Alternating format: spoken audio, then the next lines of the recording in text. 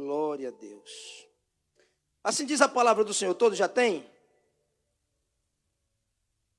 Depois disso, me fez voltar à entrada da casa.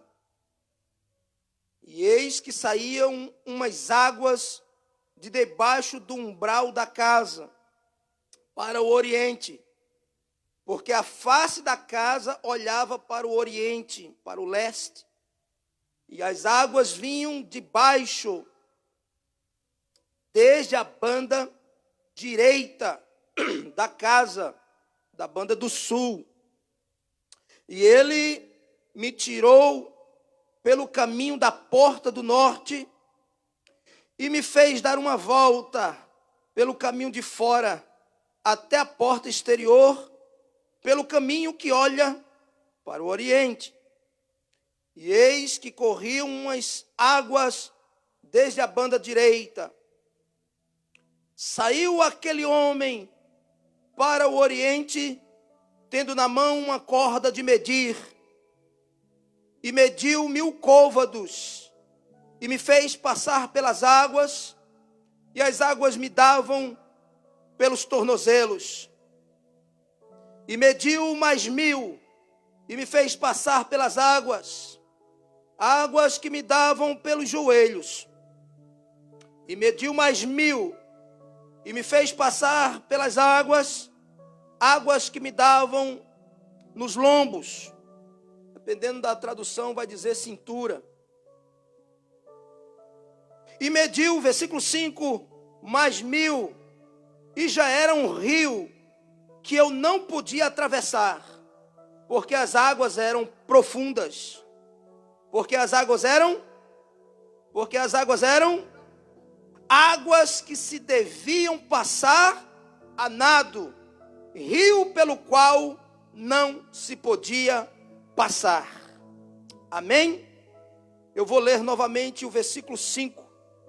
E mediu mais 1000, e era um rio que eu não podia atravessar, porque as águas eram profundas, águas que se deviam passar a nado, rio pelo qual não se podia passar. Amém? Você crê nessa palavra? Crê que é palavra de Deus para o seu coração nesse dia? Então, sentados mesmo como estamos, desocupe a sua mão e dê a melhor salva de palmas que você já pôde dar a esse Deus e a sua palavra. Enquanto você aplaude, experimente glorificar a Ele. Experimente dizer a Ele um elogio, um louvor, aleluia. Isso, vai aplaudindo e vai glorificando. Senhor, em nome de Jesus, toma a tua palavra que vai ser pregada agora. Venha usar a boca do pregador, toma os lábios do mensageiro, e que esta palavra venha sobre nós e produza muitos frutos para a tua glória. Em nome de Jesus. Amém. Glória a Deus. Amém? Glória a Deus. Olhe para o seu irmão, mesmo à distância, aquele que está mais distante, mesmo estando de máscara, e diga assim para ele: pro outro. Diga a ele: vamos ouvir a palavra. Amém? Você em casa, que está cultuando em casa também, é muito mais fácil, né? Se aqui imagina em casa, de você se distrair. Então, faça de tudo para você não se distrair. Amém? Bom, essa passagem é uma passagem muito profunda, profética, cheia de simbologias. E nós não vamos, obviamente, entrar nessas profundezas agora, neste culto. Mas eu quero simplesmente trazer para você algo que Deus me deu nessa palavra. Amém? Não vamos estudá-la, a palavra. Eu quero só transmitir a você uma mensagem que Deus pôs no meu coração e compartilhar com você. Quem topa? Glória a Deus, só a metade. Deixa eu perguntar de novo. Quem topa? Glória a Deus, agora melhorou. Então eu vou. Agora eu me sinto mais encorajado. Amém? Eu quero ministrar ou compartilhar com você ou meditar sobre a 4ª dimensão. Seria o título que eu daria a essa reflexão. A 4ª dimensão. Amém? O profeta Ezequiel, você sabe, é uma passagem muito conhecida. Ele tem essa visão. Deus revela a ele um santuário, que é o santuário eterno, do Deus vivo. E este santuário, como o santuário da terra, ele mostra ao profeta Ezequiel, este santuário está como tabernáculo e está como templo também, como o templo de Salomão, como o templo de Zorobabel, o templo de Herodes, enfim, todos de frente para o leste, de frente para o nascente, de frente para o oriente, porque era assim que Deus determinava. Toda vez, mesmo móvel, o tabernáculo, quando era movido e instalado em outro lugar, mesmo que fora no deserto, era em direção à porta de entrada, uma única porta que aponta para Jesus, porque só Ele é a porta para o oriente. O fundo do tabernáculo ou o fundo do templo para o poente, não é? Para o oriente, para o ocidente, para o leste, para o oeste, para você se situar melhor. Porque indica que Jesus é o primeiro e Jesus é o último, Ele é o alfa, Ele é o ômega, amém? Então ele está diante desse santuário e para o lado do sul, ele vê correndo ali de debaixo do altar do trono do Todo-Poderoso águas, amém? Águas. E essas águas depois lá na frente você pode ver nesse contexto que essas águas formavam um rio, saindo do trono da glória de Deus, do trono da graça de Deus. E esse rio por onde passava via o profeta que ele gerava vida. I'm gonna repeat. Essas águas por onde passava gerava vida, porque são águas de Deus, amém? E a uma margem e a outra margem, o profeta via que a vida era gerada, as árvores brotavam, davam frutos por causa da água do Deus Todo-Poderoso, as águas do Espírito Santo, amém? E quando ele está diante dessa visão, Deus mostra a ele um homem saindo deste santuário com uma corda de medir, porque não se enganem os senhores e as senhoras e os irmãos, amigos de casa, Deus trabalha com medidas. Deus não faz nada sem medidas. Ou seja, Deus não é como nós, que às vezes projetamos algo e quando fica pronto que a gente quer passar por aquele lugar, botamos uma parede na frente, porque nosso projeto foi mal projetado. Não, vamos fazer assim, vamos fazer daquele. Não bota no papel, depois tem uma porta onde não era para estar. Um armário onde não era para estar. Ou então botou o armário para abrir tem que fechar a porta para abrir tem que fechar o armário. Deus não faz assim. Deus tem medida. Deus trabalha com projeto. E eu estou diante de projetos de Deus. Bem projetados. Ninguém aqui foi um acidente. Deus projetou a sua vida. Amém? Então Deus trabalha com medida. Tanto isso é fácil de você entender isso. Sabe por quê? Porque tem pessoas que você vai ver assim. E você já disse, eu acredito que você já disse, eu não aguentaria nem a metade do que esse irmão aguenta. Ah, se fosse eu já tinha rodado a baiana.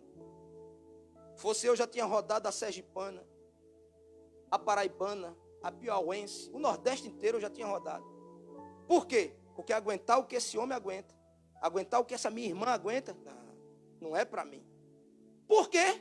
Porque você tem uma medida, ele tem outra. Deus trabalha com medida, e a medida de Deus é recalcada, sacudida e transbordante. Deus trabalha com medidas, por quê?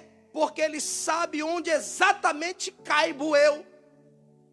Ele sabe exatamente onde você cabe. Ele sabe exatamente o que cabe em você. E você lembra muito bem de uma história muito famosa, conhecida, que é a história de José e seus irmãos. E a gente conhece por José do Egito, mas ele não é do Egito. Ele esteve no Egito, né? Mas enfim, é conhecido como José do Egito. E você sabe que os seus irmãos, por pura inveja, queriam liquidá-lo. E a inveja ainda aumentou mais quando José se destaca. E se destaca por quê? Porque a capa que José tinha era colorida.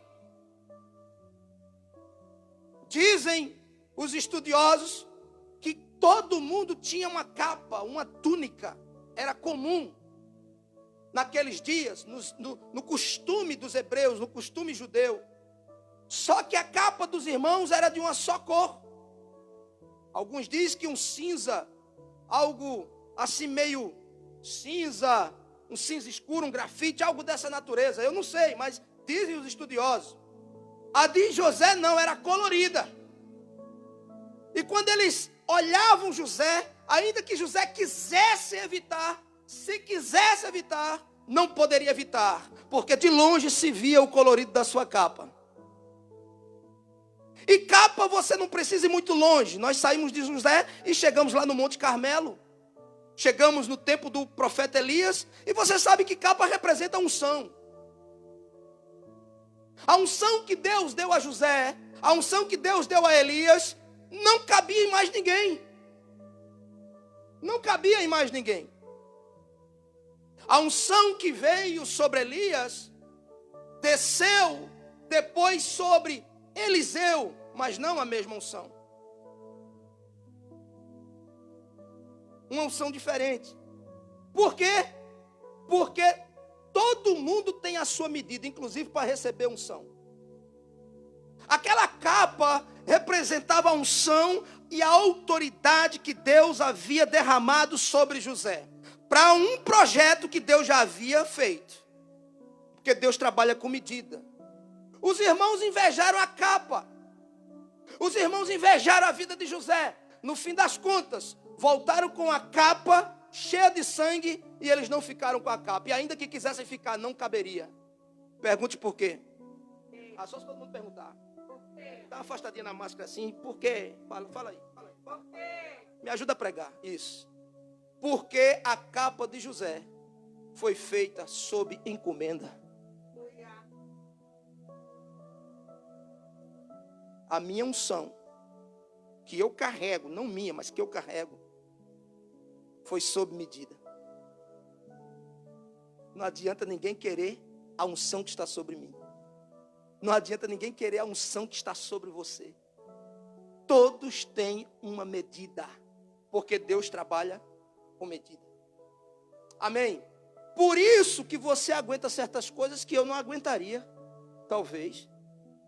Por isso que algumas coisas me acontecem a nível de tentações, a nível de afrontas, a nível de desonra, a nível de desrespeito, que acontecem comigo, que talvez você não aguentaria.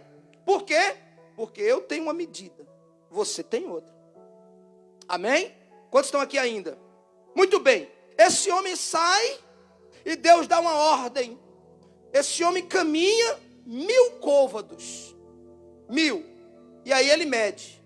Quando mede, a água dá nos tornozelos. E você percebe que são 4 medidas. São 4 níveis. Até chegar num ponto em que ele não encontra mais chão. Porque Deus trabalha com medidas. Mas nós entendemos, por esta passagem, que há uma medida exata onde Deus nos quer. Ele começa com um nível, mas Ele quer que avancemos. Amém. Veja se você, como papai e como mamãe, pecadores, vocês não ficam tristes e preocupados se já deu 6 meses e seu filho era para tal tamanho e tal peso. E ele está com o peso de quem tinha 2. Você fica preocupado ou não? Fica não. Aqui os pais são desnaturados, né? Você fica preocupado? 6 meses tem que estar no peso de 6 meses, tem que estar no tamanho de 6 meses. 6 meses não é para estar no tamanho nem no peso de 2. É ou não é? Agora imagina Deus, com os anos que passaram, com tudo que Ele tem nos dado, com as mamadeiras que Ele já nos deu, e nós ainda andamos gatinhando. Imagina como fica Deus. Porque Deus quer que a gente avance de nível. Deus quer que a gente cresça. Deus quer que a gente vá no mais profundo. Quando ele mediu, as águas davam no tornozelo. Depois, esse homem foi mais 1000 côvados. Quando mediu, as águas davam no joelho. Anda mais 1000, porque ainda não está bom na medida de Deus. Pode estar bom na nossa, mas na de Deus não. Mais 1000 no joelho. Mais 1000, água no lombo, na cintura. ainda não está bom. Vai mais 1.000. E agora tenta medir, agora perdeu a medida, agora perdeu o chão, agora não dá nem para atravessar andando, tem que nadar. Por quê? Porque já é um rio, já não é mais um córrego, já é um rio. E é aí onde Deus nos quer, na 4ª dimensão. Amém? Quantos estão aqui? As águas nos tornozelos representam um nível da nossa vida, da nossa caminhada, do nosso marchar. Representa um nível de medida que estamos diante de Deus. O nível número 1, o nível da água no tornozelo, representa as multidões. Jesus, quando veio aqui, que caminhou e que exerceu seu ministério terreno, a Bíblia não nos deixa dúvidas, em momento algum. Por onde Jesus andava, arrastava multidões. Basta você lembrar que existia, ou existiu, pelo menos registrado 2 situações, em que as pessoas seguiam a Jesus, e já eram 3 dias seguindo Jesus, e Jesus olha para eles, e Jesus diz: eu tenho compaixão desse povo, dessa multidão, porque já estão comigo, me seguindo há 3 dias. Aí os discípulos dizem para ele: mestre, faz o seguinte, despede, porque o dia está caindo. Despede para que eles possam ir por aí e encontrem em algum lugar pão para comprar, para comer, e que eles sejam dispensados. Aí Jesus, você conhece, Jesus diz: não. Manda com que eles se sentem, porque não são eles que têm que se alimentar, são vocês que têm que alimentar eles. O problema é que hoje, no século 21, está invertido. São discípulos sendo alimentados pelo mundo, não discípulos alimentando o mundo. Que tipo de comida nós estamos comendo? Via internet, via bobalhões que se meteram a mestres, via tudo isso que está acontecendo no século 21. Profetas, sim ou não? Está cheio. Mas nós, discípulos, estamos comendo destes pães. Quando Jesus disse: não deixa ninguém ir, ninguém vai não. Não são eles que vão se alimentar. São vocês, discípulos, que têm responsabilidade e o dever de alimentá-los. Então, naquela ocasião, a Bíblia nos diz, nos afirma, que tão somente de homens tinham 5.000. Uau! 5.000 homens. E a Bíblia diz: fora mulheres e fora crianças. Calculando mais ou menos que o judeu é mais ou menos como o nordestino lá do século 20. Já pensou, cada um casado e cada um com pelo menos uns 5 filhinhos ou 10? Imagina o número dessa multidão. Imagina aí, 5.000 homens, se cada um tem uma esposa. Já são 10.000. Cada um com 10 filhinhos, ou 5 filhinhos. Imagina. Aí, como Jesus é maravilhoso, Jesus manda sentar sobre a relva, em grupos de 100 e de 50, para que sejam servidos. Porque o reino de Deus é organizado. Ninguém passa na frente de ninguém, ninguém desobedece a ordem de ninguém, ninguém desonra ninguém. O reino de Deus é assim. O reino dos homens é que a gente passa por cima, puxa o tapete, ultrapassa, trapaceia, desonra, desrespeita. Mas no reino de Deus não. No reino de Deus tudo é organizado. Jesus disse: vocês vão servir. Não se preocupa não, porque aí é comigo. Não vai faltar pão, não vai faltar peixe. Mas eles têm que sentar e se organizar. Amém? Veja bem, eu estou falando sobre a 4ª dimensão, não se distraia. Quando Jesus faz isso, faz para uma grande multidão. E muitos dessa multidão, depois que se alimentam, depois que o dia cai, sabe o que essa multidão faz? Vira as costas e segue seu rumo, seu caminho. Porque multidão é isso. Multidão segue o mestre pelo que o mestre tem para dar. Multidão segue ao mestre não porque é discípulo, é porque está em busca de uma bênção. E como a gente fala, né? Eu estou buscando Jesus também, porque eu quero a minha bênção. Como se Jesus vivesse só para abençoar. Como se Jesus fez a obra que fez só para nos abençoar, para nos dar aquilo que queremos. As multidões seguem Jesus. Por quê? Porque querem green car. As multidões seguem Jesus. Por quê? Porque querem um carro novo. As multidões seguem Jesus. Por quê? Porque querem o príncipe encantado. As multidões seguem Jesus. Por quê? Porque querem a cura da enfermidade. Porque querem a casa própria. Porque querem e porque querem. Só que o problema da multidão não é receber a bênção, porque usou a fé, Deus abençoa. Obedeceu, Deus abençoa. Amém? Usou a fé, obedeceu, Deus vai abençoar. Seja judeu, seja gentil, seja evangélico, seja assembleiano, batistano, seja o que você for. Católicos, espíritas. Pastor, Vê o centurião romano que adorava César. Usou a fé, o seu criado foi curado. Porque Deus abençoa. Aí não está o problema. O problema está, o que é que eu vou fazer depois disso? Por quê? Se eu ter um encontro com Jesus, a porta de entrada é eu buscar a bênção, amém, glória a Deus. Agora, se eu participo da síndrome dos 9 leprosos, eu estou acometido dessa síndrome, aí é que está o problema. Porque eu recebo a cura, eu recebo a minha bênção, depois viro as costas para o mestre e vou embora. Multidão está representada nesses 9 leprosos. Eles foram curados, mas foram curados 10. Quantos voltaram? 10%.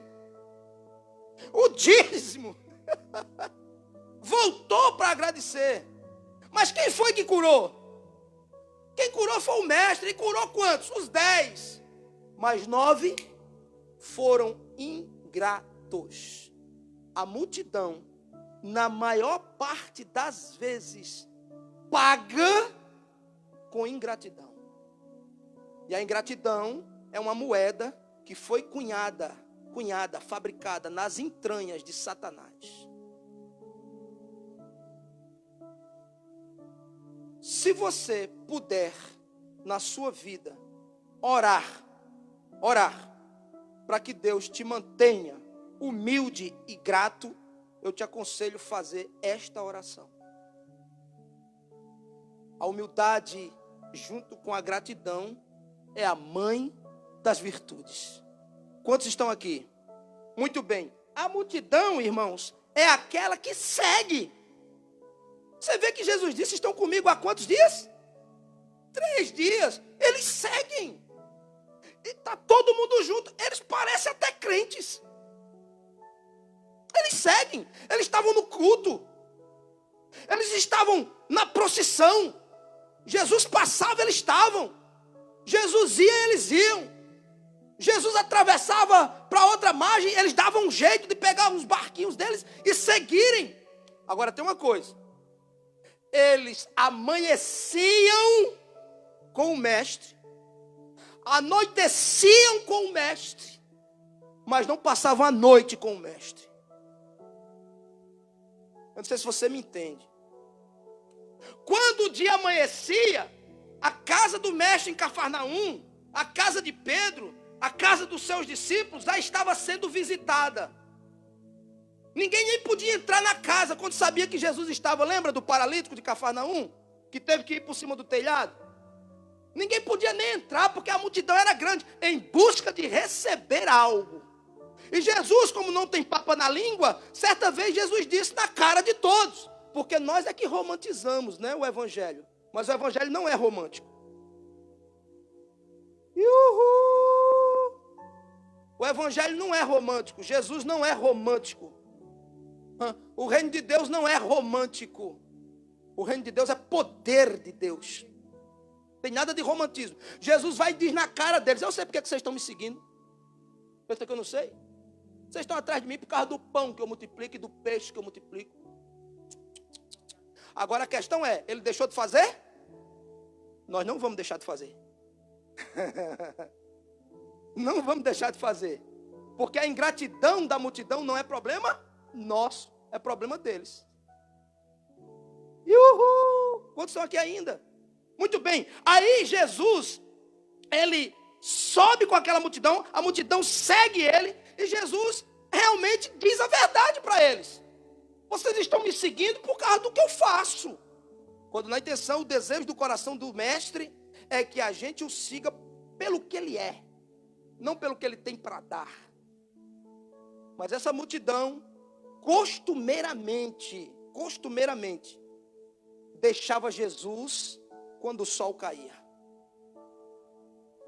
Eu já recebi meu pão. Eu já recebi meu pão. Eu já recebi meu peixe. Eu já recebi minha cura. Eu já recebi meu príncipe encantado. Via internet, via Facebook, foi Deus que mandou. Eu já recebi. O que é que eu vou fazer?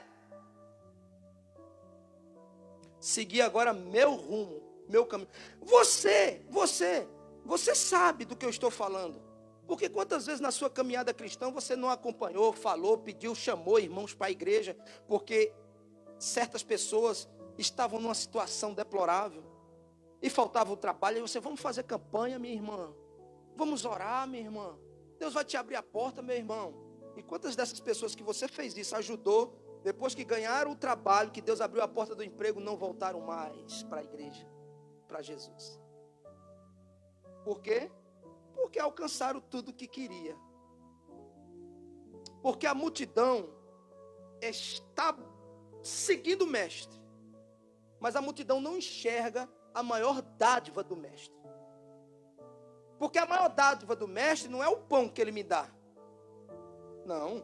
A maior dádiva do mestre não é o peixe que ele multiplica para mim. A maior dádiva do mestre se chama a vida eterna. Por que você é cristão? Por que você está na igreja caminhando? Se bem que é quase uma ofensa falar de igreja hoje em dia, né? Porque nós podemos ser crente em casa. Nós somos igreja em casa, coisas desse tipo. Enfim, ora bolas. É ou não é? Bom, eu acho interessante, porque se a igreja me faz bem, eu me sinto bem na igreja física, templo. Mesmo eu sendo o templo do Espírito Santo, que isso não é negado. Se a igreja me faz bem, qual é o problema? Qual é o pecado que eu estou cometendo em vir aqui? Eu vindo aqui, eu estou indo para o inferno, estou afrontando a Deus, entristecendo o Espírito Santo. Então ninguém tem nada a ver com a minha vida se eu venho na igreja. Se a escolha de alguém é não vir mais na igreja, problema, vá lá, vá ser feliz. Sim ou não? Então a multidão não consegue enxergar essas coisas. A multidão só enxerga o aqui e o agora. Por quê? Porque a multidão ainda não tem olhos espirituais. O olho da multidão está só no suprimento de suas necessidades físicas e materiais. Porque a maior necessidade da multidão, a nossa maior necessidade, pasmem os senhores, não é vocês serem protegidos do coronavírus. Não é vocês escaparem com vida do coronavírus. A nossa maior necessidade é escapar desse mundo tenebroso com o nome escrito no livro da vida. Você segue a Jesus, ou deve seguir a Jesus, pela vida eterna que Ele tem para dar, não pelas coisas que Ele pode te dar aqui na terra. O maior problema dessa pandemia não é, nunca foi e nem será o distanciamento social. O maior problema nesta pandemia é o distanciamento espiritual. Porque a multidão está perto das coisas que Deus dá. A multidão até está perto do que Deus pode fazer. Mas a multidão está a anos-luz da presença dEle. Oh, aleluia! Aleluia! A multidão caminha. A multidão atravessa lagos. A multidão só não consegue subir monte e nem atravessar noites. Porque quando era na hora de subir o monte para o cume, que representa o Santo dos Santos, na maioria das vezes só estava ele. Só Jesus. Quando muito, mais 3, Pedro, Tiago e João. O resto, no pé do monte. A multidão já tinha voltado para casa deserto afora. Por quê? Porque receberam o que foram buscar.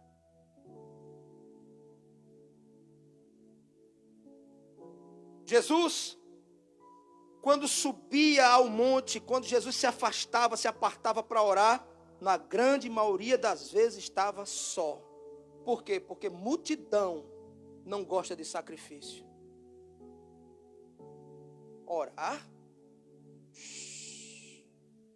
subir o monte, ou seja, estar no Santo dos Santos, na presença, mortificar a minha carne com oração, mortificar a minha carne, meus desejos com jejum. Não.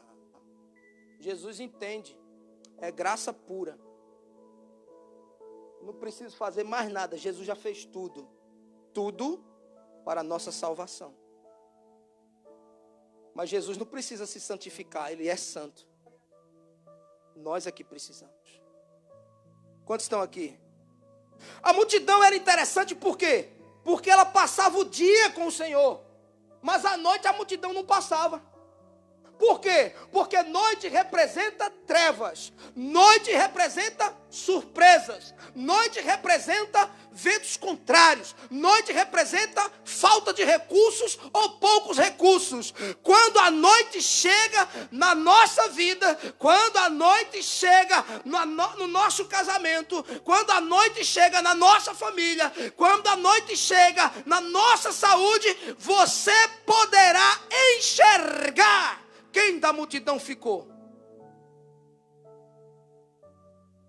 Quando a prova bate na nossa porta, quando a perseguição vem a nós, quando a afronta do dia a dia, do mundo, desse sistema, vem a nós, que é representado pela noite, a falta de claridade, a falta de recurso, a falta de forças. Muitas vezes, nessas noites da vida, você se encontra como Jesus, de joelhos dobrados, num canto do monte, sozinho. Por quê? Porque multidão não gosta de monte. Multidão não gosta do Santo dos Santos. Multidão gosta, sabe de quê? De átrio. Porque átrio tem cheiro de carne assada.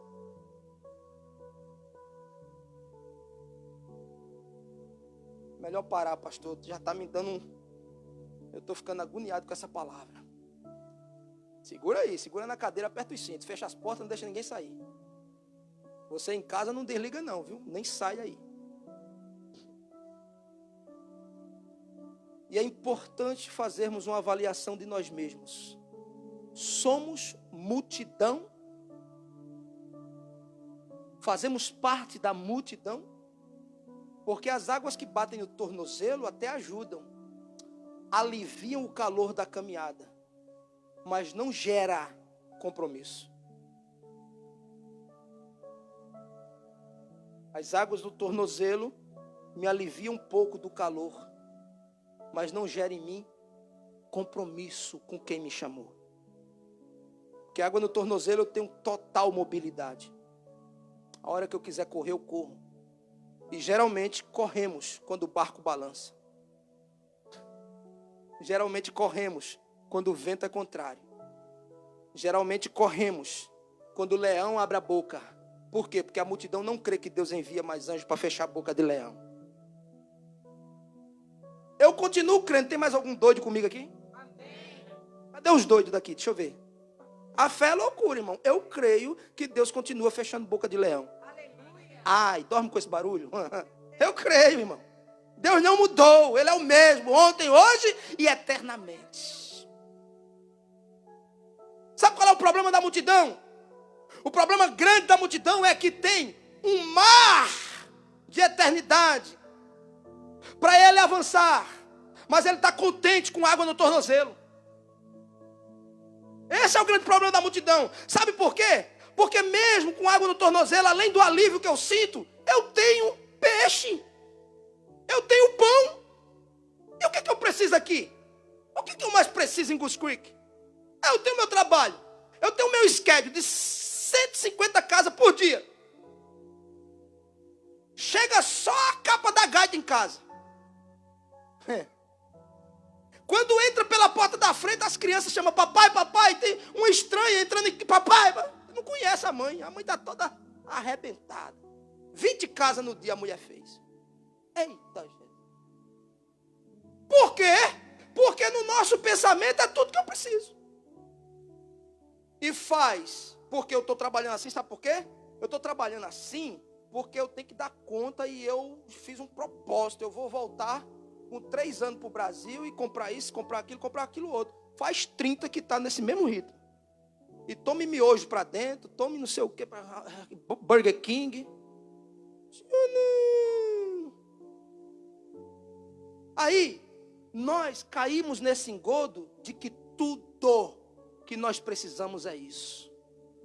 Isso é pensamento de multidão. Porque você precisa disso. Quem não precisa aqui de comer para viver? Quem não precisa do dinheiro para pagar a renta? Quem não precisa? Claro, ninguém é bobo.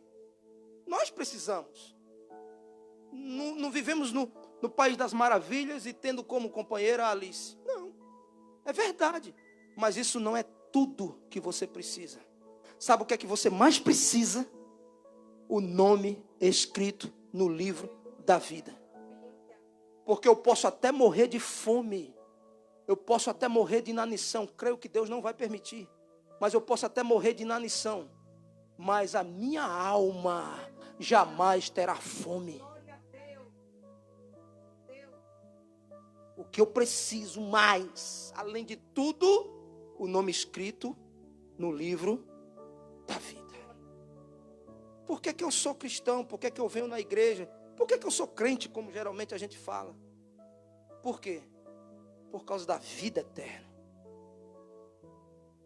Porque eu não quero a morte eterna. Eu quero a vida eterna. Só que o grande problema da multidão é esse. A multidão não enxerga eternidade. A multidão não enxerga além da sexta-feira. Tudo que ela enxerga é a sexta-feira, porque é o dia do cheque. Então de segunda a sexta eu me lasco todo. Não vejo o filho crescer, não dou atenção à esposa, eu não tenho tempo para orar, eu não leio mais a Bíblia porque eu tenho que trabalhar. Sou eu que mantenho, eu sou provedor. Não consigo encontrar nessa minha Bíbliazinha simples que você é o provedor de nada. Eu consigo encontrar aqui que Deus é o provedor. Agora, Deus só é provedor de quem Ele é Senhor. Você quer que eu repita, não quer? Pela sua cara eu sei que quer. Deus só é provedor de quem Ele é Senhor. Quando Adão decidiu ser Senhor de si, Deus vira o popô dele, vai ser Senhor lá fora. Dentro do meu reino é do meu jeito. O problema da multidão é que quer seguir a Jesus. Estou dizendo que não quer. Eles querem. Porque os mais incautos sabem que Jesus é a solução. Os mais incautos sabem que Jesus é a solução. Eles querem. Agora, o grande problema da multidão é que querem seguir a Jesus ao seu modo. Eu quero seguir Jesus como eu quero. Eu quero servir na igreja como eu quero. Eu quero ser um cristão aos meus moldes. Isso aqui, não. Isso aqui foi para judeu, esse outro aqui foi para não sei quem, esse outro aqui foi para não sei quem. Essa parte da Bíblia não me interessa. É assim que queremos seguir a Jesus, aos nossos moldes. I'm so sorry. Mas o reino de Deus só se estabelece, ou as pessoas, nós, só nos estabelecemos dentro do reino de Deus aos moldes de Deus. Porque o reino é de quem? O reino é de? Então quem manda nesse reino? Você anda aqui na América de acordo com as leis do Brasil, não é? Não. Você está na América, é um país livre. Você não se comporta de acordo com a Constituição brasileira, não? Você se comporta de acordo com a Constituição da onde? Da América. Se amanhã nós vamos a México, Constituição de México. Se amanhã volvemos a Brasil, as leis de Brasil. Nada mais. A mesma coisa. Eu quero estar no reino de Deus, mas tem que valer minhas leis. Eu quero estar no reino de Deus, mas os meus costumes têm que prevalecer. Eu quero viver no reino de Deus, mas o meu comportamento é de multidão. Eu pego o peixe, quando der 6 horas, na virada do dia, já estou com o peixe na mão, barriga cheia, eu sebo nas canelas. Moisés vai consultar a Deus dentro do tabernáculo, chega na presença de Deus, diante da arca da aliança, o maior símbolo material da presença divina. E ele chega exatamente a 7 passos da arca, fala com Deus, conversa com Deus, está querendo ser, o povo está querendo apedrejá-lo, quase 2 milhões de hebreus querendo apedrejar Moisés, porque Moisés constituiu Arão como sumo sacerdote, o povo estava revoltado, porque quem anda na multidão não entende as coisas do Espírito, só entende as coisas da multidão. Por que tem que ser Arão? Qualquer um pode ser profeta, qualquer um pode fazer, qualquer um pode ser assim. Aí se levantaram. Moisés vai consultar a Deus. Senhor, querem me matar, querem me apedrejar. Aí olha a resposta de Deus. Vem para cá, meu filho, estão fazendo biquinho para você, cara feia, Moisés. Senta no colinho do papai, chega. Foi assim? Deus manifestado na fagulha de fogo que se manifestava entre os querubins. Deus fala com Moisés, volta lá. Você não entendeu? Você não entendeu? A multidão só quer o pão e o peixe, e ainda pega pedra na mão para te apedrejar. Aí sabe o que é que Deus diz? Volta lá. Volta para a multidão. Vai falar do meu amor. Vai pregar. Vai perdoar quem te ofendeu. Vai perdoar quem te desonrou. Vai perdoar quem te caluniou. Vai. Moisés, Senhor, estão com pedras na mão, querem me matar. Volta. Vai lá. Só que agora tem um diferencial. O brilho da glória de Deus que estava na chama entre os querubins sai de lá e vem para a cara de Moisés. E Moisés nem sabia. Aí Moisés vai sair da presença de Deus. Sabe o que é que Moisés faz? Assim? A arca, a manifestação da presença de Deus. Deus fala com ele, termina a consulta. Aí Moisés se ergue com a maior reverência e o maior temor. Um passo em falso, ele é fulminado. Aí ele dá os passos para trás, de olho na presença, até sentir o véu grosso, pesado, tocar nas suas costas. Quando ele sente o véu, ele abre o véu e sai da presença de Deus, sem virar as costas para a presença de Deus. Você pode ver pessoas de 30 anos de igreja, virou as costas para Deus, é porque o tempo todo nesses 30 anos foram multidão. Quando Moisés chega diante do povo, irmãos, não tem o que fazer. Pode até estar com pedra na mão, mas vai ter que soltar as pedras.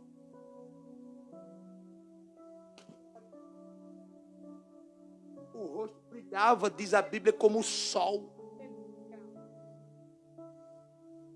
Aí a gente pensa que isso é conto.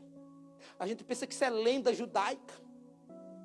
A gente não pode falar, né? Porque eu sei que você crê. Mas tem pessoas que creem que isso é lenda judaica. Século XVIII, 1700 e alguma coisa. George Whitefield, um dos maiores avivalistas do século XVIII, junto com Jonathan Edwards, junto com John Wesley, existem relatos de pessoas do seu tempo que diziam que o homem passava 2, 3 dias orando e jejuando para pregar. Quando ele subia no púlpito para pregar, sem microfone, multidão de 5, 10 mil pessoas e todo mundo o ouvia. Detalhe, raquítico, pequeno e doente. Procura a história dele, George Whitefield. Só que quando o pequeno gigante subia no púlpito, a multidão via o rosto dele brilhando. Então eu acredito que isso não foi coisa só para Moisés. Deus quer manifestar a glória dele sobre a nossa vida. Mas é preciso ser um diferencial. É preciso sair da multidão. A multidão é aquela que grita: bem-vindo o rei, que vem em nome do Senhor. Que maravilha, pula, marcha, aplaude o louvor, canta a Deus, faz campanha, até dá dízimo, até dá oferta, sei lá o que. Essa é a multidão. Mas uma semana seguinte é a mesma multidão que grita: eu prefiro Barrabás, eu prefiro Barrabás, eu prefiro o mundo, eu prefiro a boate, eu prefiro a carne, eu prefiro a idolatria, eu prefiro a prostituição, eu prefiro a pornografia, eu prefiro a carreirinha de cocaína, eu prefiro o cigarro de maconha, eu prefiro manter-me viciado no álcool, eu prefiro ter 2, 3 amantes, eu prefiro Barrabás. Essa é a mesma multidão que há uma semana atrás gritava: bem-vindo aquele que vem em nome do Senhor. Você faz parte de onde?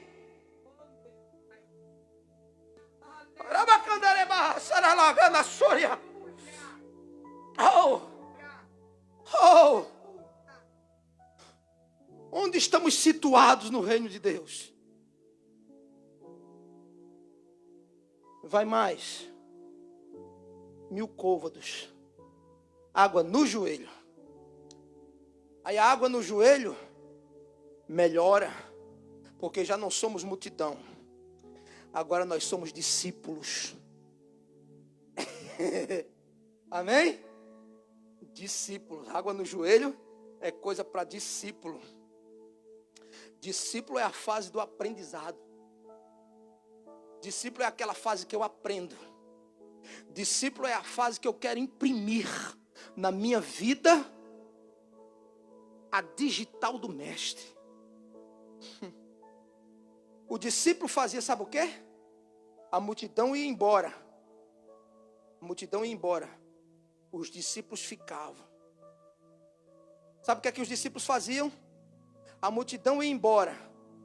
O discípulo fazia o seguinte: onde é que o Senhor quer pousar? Não, vamos ficar aqui nessa montanha mesmo. Os discípulos preparavam o lugar para o mestre deitar. Discípulos, sabe o que eles faziam? Estavam atentos às necessidades do mestre. Porque discípulo fica de olho no mestre. Discípulo não olha a multidão. Discípulo não olha intrigas. Discípulo não olha circunstâncias. Discípulo olha para o mestre. A tempestade se levantou. Os discípulos correram para quem? Para o mestre. Estavam no mesmo barco. Porque discípulo não pula do barco. Discípulo só sai do barco para glorificar o nome do Senhor. Ah, é o Senhor, não é fantasma não. É não, Pedro, sou eu. Então deixa eu ir ter com o Senhor sobre as águas. Ah, pastor, também, mas Pedro afundou, mas foi o único que andou. Quem mais? Quem andou aqui sobre as águas? Pedrão falhou, afundou, mas foi o único que saiu do barco. E em toda a história, o único a andar sobre as águas fora Jesus. Não sei quantos passos, mas andou. Discípulo está no barco. Discípulo está na noite. Discípulo está no vento contrário. Discípulo não se interessa, apesar de comer, apesar de se alimentar da obra do mestre. Mas discípulo, a primeira preocupação é alimentar a multidão. Discípulo está ali quando o mestre diz: vai no meu nome. impõe as mãos sobre os enfermos, e se aparecer demônio, expulse no meu nome, porque eu vos comissiono. Isso é discípulo. Discípulo está atento aos ensinos do mestre. Discípulos não faz parte somente da carreira diária. Discípulo faz parte da carreira noturna. Aleluia! Discípulo, ele está sempre disposto a aprender, porque todo discípulo sabe que está num eterno discipulado até o dia do Senhor nos levar para a glória. Discípulo, ele não se enfada com os pés sujos de poeira da andança evangelística. Não. Discípulo trabalha para não decepcionar ninguém. Mas se tiver que decepcionar, vai decepcionar a multidão e não o mestre. Oh, aleluia. Aleluia. Aleluia. E para ser discípulo, o Senhor Jesus, ele falou. Para ser discípulo, ele disse: olha, é importante, se vocês querem ser meus discípulos, que vos ameis uns aos outros. É difícil, não é, ser discípulo? E no século 21, que o reino de Deus parece subdividido. Jesus disse: para ser meu discípulo, vocês têm que amarem-se uns aos outros. Para serem meus discípulos, as minhas palavras têm que estar em vocês. E o que a palavra está em mim? Eu estou pronto para o debate teológico? O que a palavra está em mim? Eu decorar de Gênesis a Apocalipse? Olha, rapaz, esse cara tem não sei quantos versículos decorados. Olha. E se a palavra está em mim? Não, a palavra está em mim, é eu me tornar uma carta viva. E as pessoas não verem em mim um gerador de confusão, as pessoas não verem em mim um trapaceador, as pessoas não verem em mim uma pessoa oscilante, um crente cristal, sabe, feito de açúcar, que não pode chover, que derrete. Não. Eu carregar a palavra em mim, é as pessoas poderem ver em mim a essência, o valor e o poder do Evangelho. Porque onde o Evangelho entrou de fato e de verdade, houve transformação. Se não houve, entrou só religião. Quantos estão aqui ainda? E o discípulo está junto ao mestre primeiro para aprender amor. Aprender amor. Ele está ali porque ele precisa aprender de quem é amor. Porque é o que o próprio Senhor Jesus disse. A lei depende disso. Toda lei depende disso. Que nós amemos primeiro a Deus, depois o próximo. Ou seja, então, para eu me caracterizar e me cadastrar no reino de Deus como discípulo, eu preciso amar Deus em primeiro lugar, depois os demais, depois as pessoas. E os discípulos se amam uns aos outros. Quantos estão aqui? Segundo, eles aprendem de fé.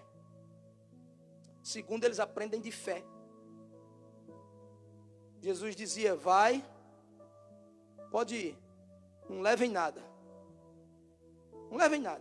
Vocês vão entrar de cidade em cidade, vocês vão entrar nas casas, aquelas casas que receberem vocês, fiquem ali, façam a obra, impõem as mãos sobre os enfermos, expulsem os demônios.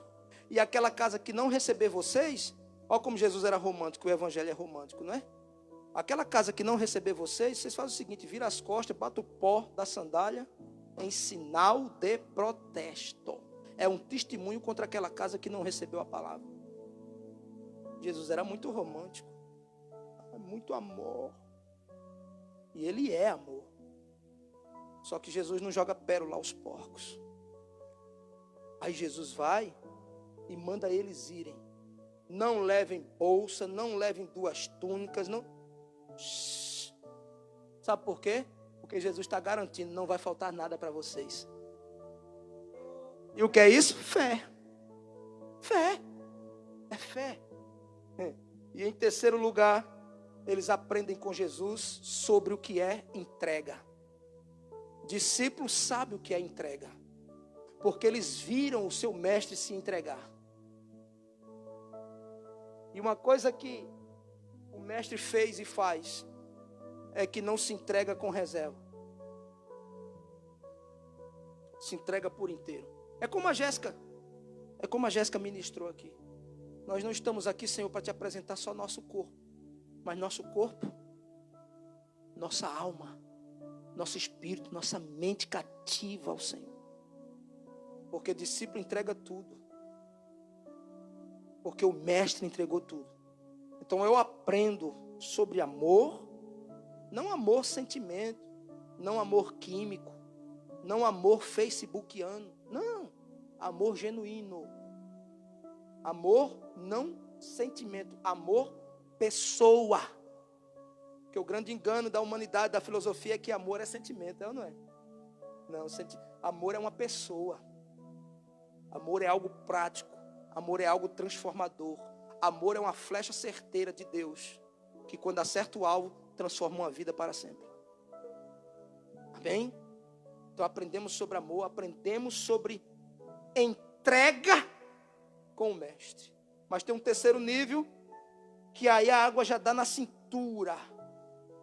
Esse é o nível do apostolado. É o nível do apóstolo. Não estou falando de cargo, mas estou falando de posição no reino de Deus. Amém? Esse terceiro nível é mais profundo. Você vê que a água já subiu do joelho à cintura. Mas ainda assim, apesar de ter aprendido, ainda assim eu tenho mobilidade.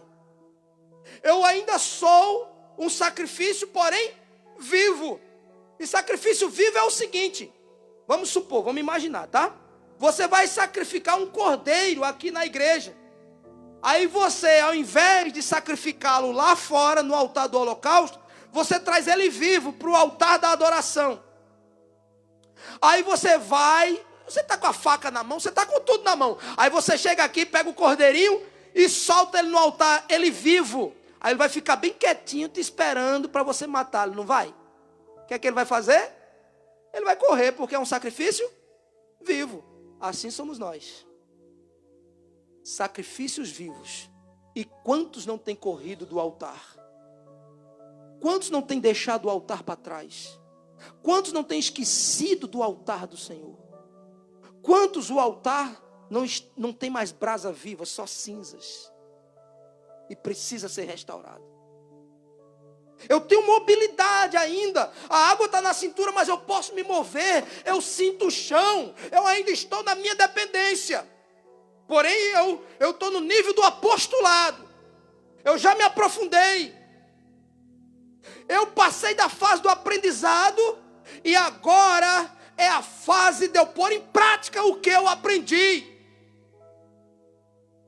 Você veja que é importante esse nível mais profundo. Por quê?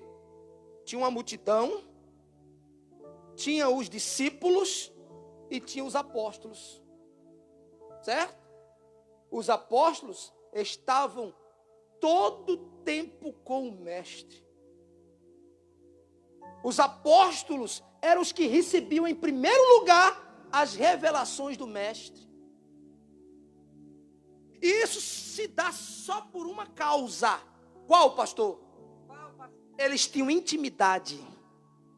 Jesus falava para todo mundo, para discípulos e para a multidão, por parábolas. Por parábolas. E era a propósito. A Bíblia diz, se você prestar atenção nos evangelhos, você vai ver que Jesus fazia questão de falar por parábolas, para que eles ouvindo não entendessem. E a gente escuta falar que Jesus pregava simples. A gente escuta falar que Jesus tinha uma teologia simples. Vai lá, percorre os evangelhos, para você ver.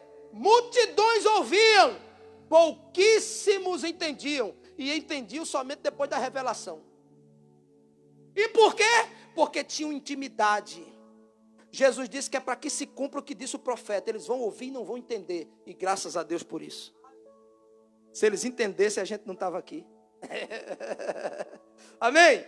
Ficaram um bocado deles. Ei, Jesus, tu é Deus, tu é filho de Deus, desce daí. Quem já viu isso? Está no evangelho. Desce daí, desce dessa cruz. Os ladrões. Que a gente pensa que um é bonzinho, né? e que só o outro é mau. Não, o evangelho diz que os dois escarneciam, agora um se arrependeu. Os dois diziam: ei, se tu é filho de Deus, desce dessa cruz, te salva a ti e depois a nós.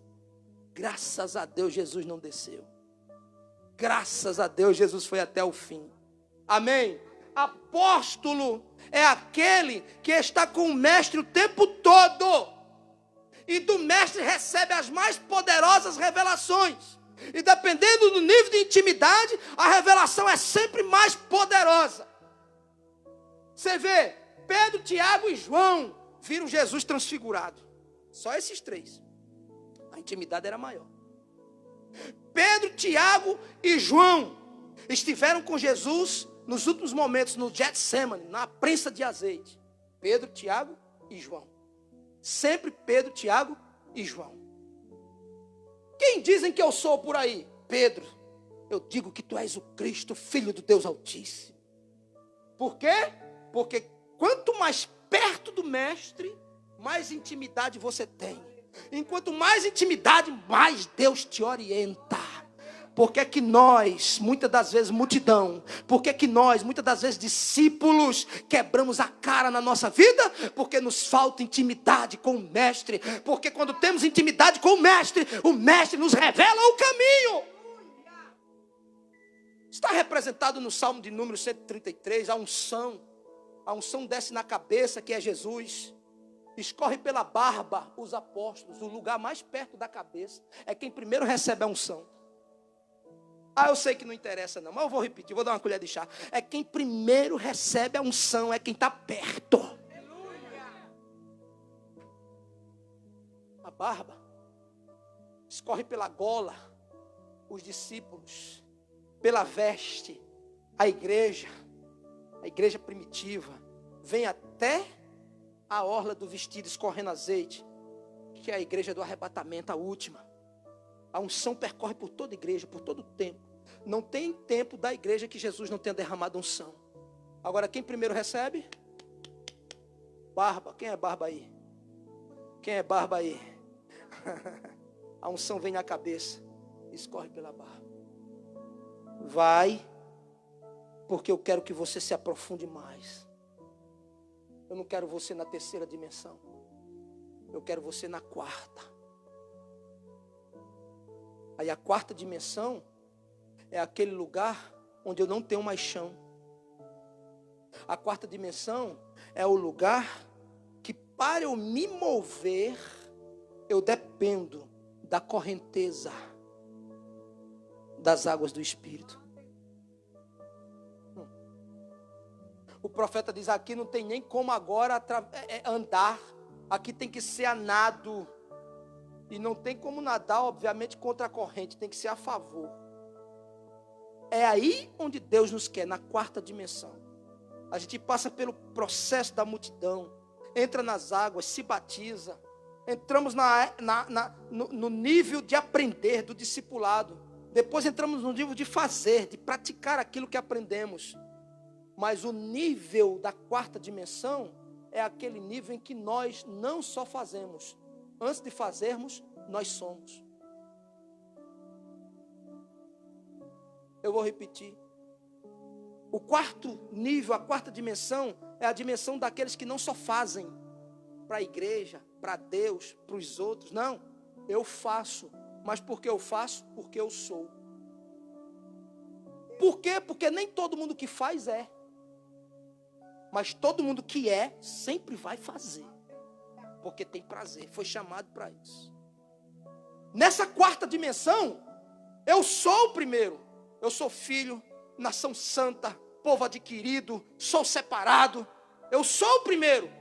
Então eu começo a fazer. E fazer sempre para a glória de Deus. Agora tem uma coisa, é levado pelas águas.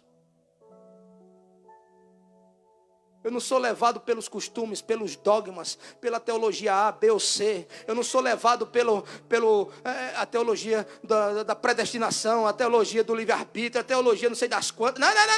Eu sou levado pelas águas do Espírito para fazer a vontade do meu mestre, aquele que me alistou nesse exército, para nós ficarmos firmes até o fim. Essa é a quarta dimensão. É a dimensão onde Deus nos quer. É quando você procura chão e você não encontra. Ou Deus me sustenta ou eu já era. Ou Deus me segura ou eu não posso. Ou Deus me leva ou eu não vou. Eu dependo do Senhor. Essa é a quarta dimensão. Essa é a quarta dimensão. É a dimensão onde eu não deixo de fazer. Mas a primazia para mim é ser. Ser o filho que agrada. Ser o servo que agrada. Ser aqueles que vão adiante com a obra do mestre.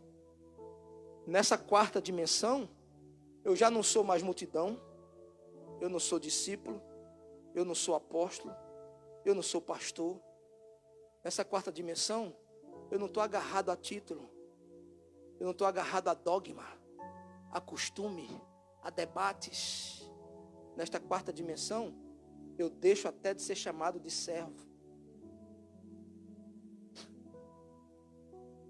Nessa quarta dimensão, Jesus me chama de amigo.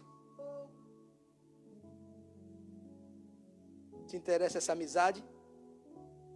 Porque deixa eu te dizer uma coisa. Aquele que não quer ser amigo de Deus, diz a Bíblia, se torna amigo do mundo. E quem é amigo do mundo, se constitui em inimigo de Deus, diz a Bíblia. Na quarta dimensão, nós servimos, mas servimos por amor, não por escravidão. Nós fazemos, mas fazemos por prazer, não por força da lei. Nós fazemos porque somos gratos pelo que Ele fez primeiro. Nessa quarta dimensão nós servimos, mas primeiro nós somos. Nessa quarta dimensão nós somos servos, mas o nosso título é de amigos. Jesus disse, eu não chamarei mais vocês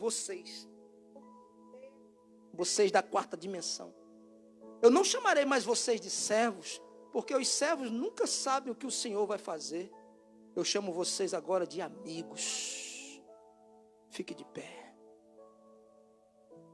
Fique de pé. Eu estive meditando com as pessoas na oração durante essa semana. Tivemos uma semana de oração. E eu trouxe uma reflexão sobre isso e Deus pôs no meu coração para trazer essa palavra para todos hoje. Eu tinha falado num dia dessa semana aqui, não me lembro qual, sobre a profundidade da quarta dimensão. Essa é a dimensão que a igreja tem que querer estar, irmãos.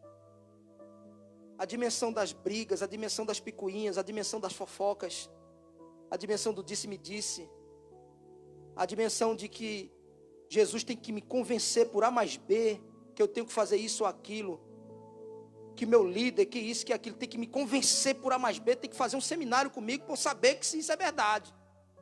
Essa é a dimensão da multidão. Os amigos da quarta dimensão têm a revelação dele, sentem no coração, porque o Espírito testifica. Eu não deixo de fazer, não. Eu faço, mas eu faço porque eu sou. Essa é a quarta dimensão. Amém? Essa quarta dimensão, ela é aquela que olha a multidão com pedras na mão. Mas por causa da glória de Deus, vai voltar lá.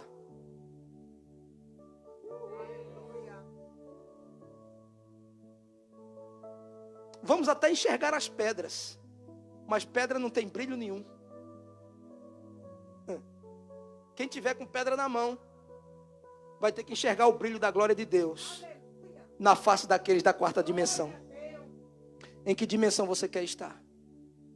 Obviamente eu não vou chamar você aqui na frente, não vamos aglomerar, mas eu peço que nesse momento final do culto, você reflita aí no seu lugar e peça para Deus te transportar na correnteza do Espírito Santo a essas águas profundas. Sabe qual é o clímax da liberdade, irmãos? O clímax da liberdade, que é tanto pregada, que é a bandeira dessa nação, inclusive. O clímax da liberdade é ser escravo de Cristo. Parece paradoxal.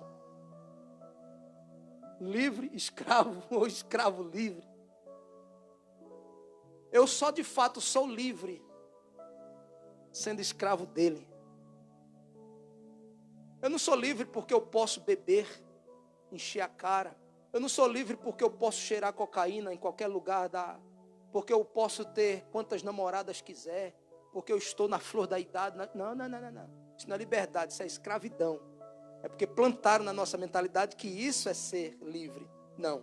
Ser livre é ter a opção de fazer tudo isso e optar por seguir, mesmo sendo livre, continuar como escravo. Escravo do meu Senhor. E eu não quero essa liberdade, eu não quero outro lugar. Eu quero até o último suspiro da minha vida ser escravo dele. E vamos voltar à multidão, cheias de pedras nas mãos. Mas por causa do brilho da glória de Deus sobre a igreja, vão largar as pedras. Não todos, mas alguns da multidão vão se juntar a nós para a glória de Deus. Aleluia! Aleluia! Curve a sua cabeça em nome de Jesus. Espírito Santo, meu Deus, meu Senhor, aqui está o teu povo diante da tua igreja. Aqui está o teu povo diante do teu altar. Aqui está o teu povo diante do Senhor. Toque nessas vidas, meu Pai, com mãos poderosas.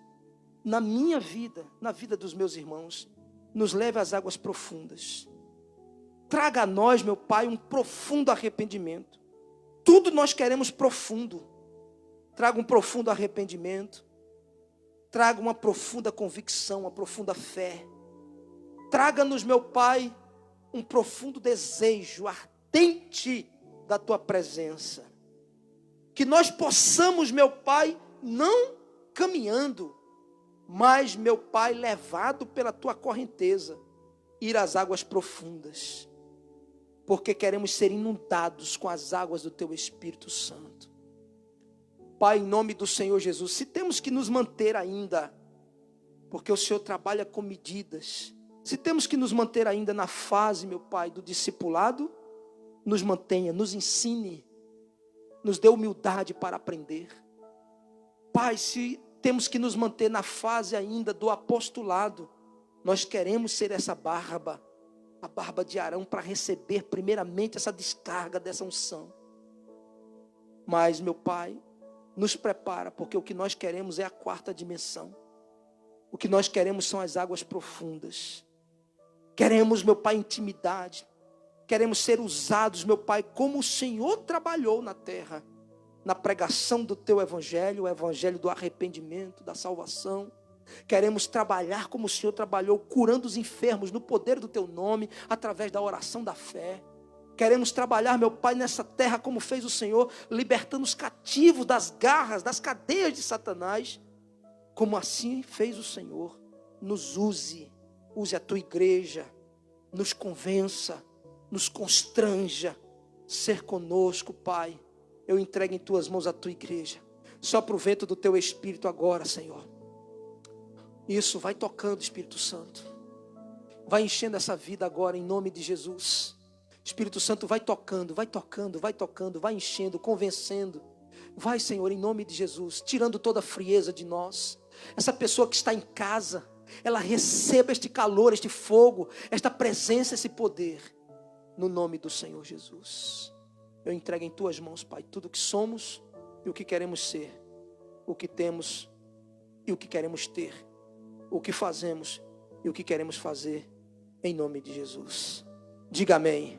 Dê um aplauso ao Senhor, em nome do Senhor Jesus.